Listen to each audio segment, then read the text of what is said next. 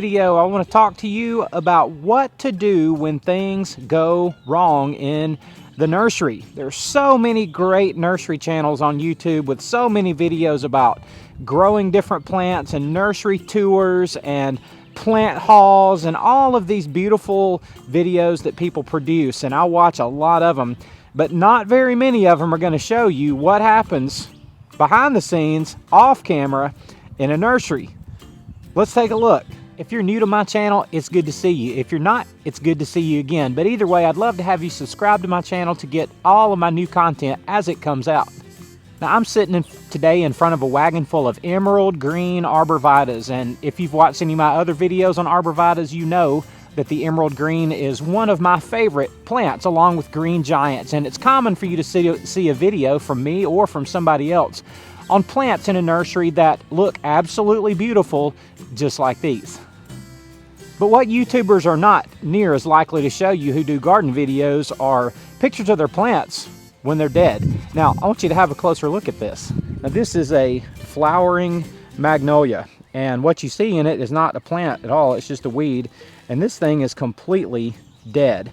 And my magnolias for the last year are anything but a success story. And as you can see, there's nothing in here but some dead leaves and some dead twigs, and this thing is just not worth anything.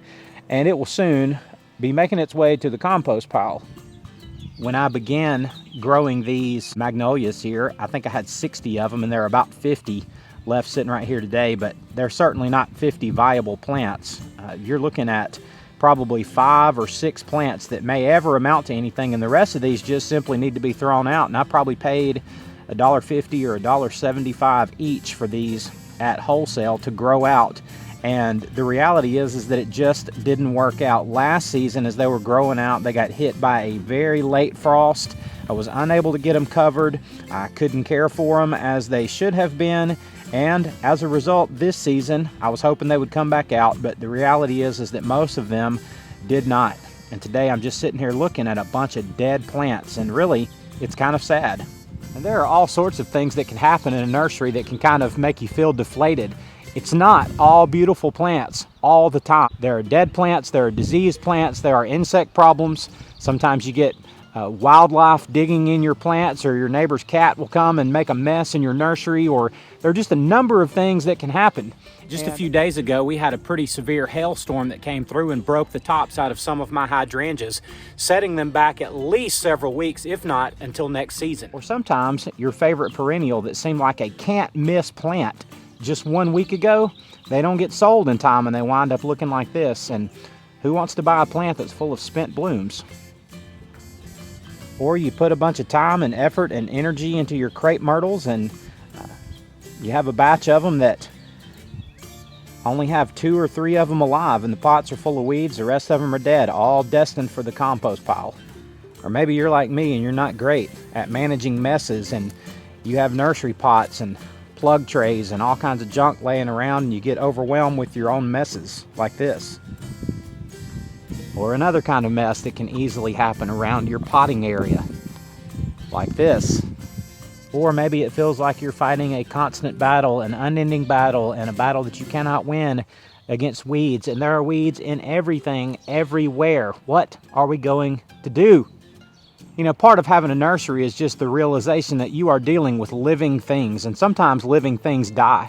Sometimes there's not an easy or obvious explanation for why that happens. Sometimes you do know what happens. Sometimes it's because of carelessness. Sometimes it's because of things that you can't avoid or that you didn't address in time. But whatever the case, just understand that plants in the nursery will die. And it's just part of growing plants. But what you need to do instead of focusing and worrying about the plants that have died, look at your plants that are alive. Check these out. Now, I love walking into my shade house here because I have gorgeous coral bells over here. I have bee balms over there, and I've got peonies right here in the front that I'm experimenting with this year. I've got gorgeous hostas growing in the back over there, probably 50 or so of them left that still need to sell this year. More bee balms in the back, more gorgeous hostas, and even more varieties of hostas here. Just beautiful. Outside the shade house, I have a gorgeous batch of blue mist spirea shrubs going that are just going to be awesome in another month or so. I have probably 24 very large hydrangeas growing here that I'll get probably $19 each for easily, and people will be asking, why don't you have more of these? Right over there, you can see some white salvias that look fantastic. Look what's going on for next year. In this bed, I've got several dozen green giant arborvitas that are going to be awesome next year. These things are just very, very, very hardy, hard to kill these things, and more here. Dappled willow cuttings that I just stuck about 2 months ago that are already going crazy. I don't think there's a dud in the bunch. Then green giants that'll be ready next year, and I've got about 300 of these in this bed and in the other bed, and it's just one after another after another. And these, while there's nothing that's completely foolproof, they're almost can't miss in a nursery. Some other plants that I have in my nursery that look great right now and they're growing quickly are these crepe myrtles, and they'll be ready to sell in a few weeks' time. They're a warmer weather plant. It's just really a summer plant, so we just need to give them some time. Got some blackberry plants over here that look great that could be sold today if I were actually having a sale. More blackberry plants right here that look great. One of my favorite plants in the nursery is the oak leaf hydrangea. You talking about a plant that sells like crazy, and I've got 10 or 20 of those here, maybe probably closer to 20 of those, but these will be ready in just another few weeks' time. They look absolutely spectacular out here this morning, covered in blooms. I have a big batch of blue rug junipers growing here that'll be ready next year that I propagated last season. More hydrangeas here, more junipers, more arborvitas, lots of arborvitas in various stages of growth. Some huge hostas that I'm just growing out for more divisions for next year. Right over here, more small oak leaf hydrangeas, and these will be ready to sell for $9 or $19 a piece. Next season they'll sell easily. Rooted cuttings of triple crown blackberries right there, a tray of those. More oak leaf hydrangeas. So I guess what I'm saying is it's easy to look around in your nursery and not be thrilled about every single thing that's going on, whether it's dead plants or whether it's ugly plants, or you think you've got too few plants, or plants that just aren't ready to sell yet this season and you hoped they would be.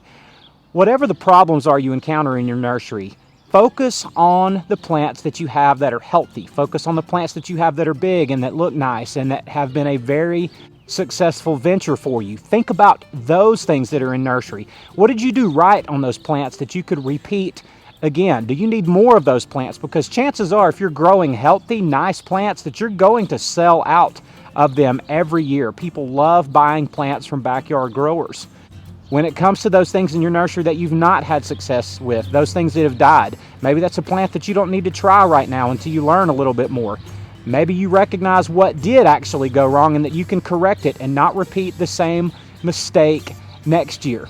But don't be overwhelmed by messes in your nursery. Just try to get them straightened up as best as you can. Don't be overwhelmed because you have some dead plants. These things are just going to happen from time to time. Don't be deterred by the fact that you think you don't have a green thumb. That's totally a learned thing. Yes, of course, some people have great talent and ability with plants, but you can learn, just like I have, what it takes to grow plants successfully in your backyard on the smallest of scales like I do, or on a much, much larger scale. So my encouragement for you today is just to not be deterred when things in your nursery don't go perfect. If you fail once, try again. Do something else. Grow something else. This is Savvy Dirt Farmer signing off. I hope all of you watching are having a great day today.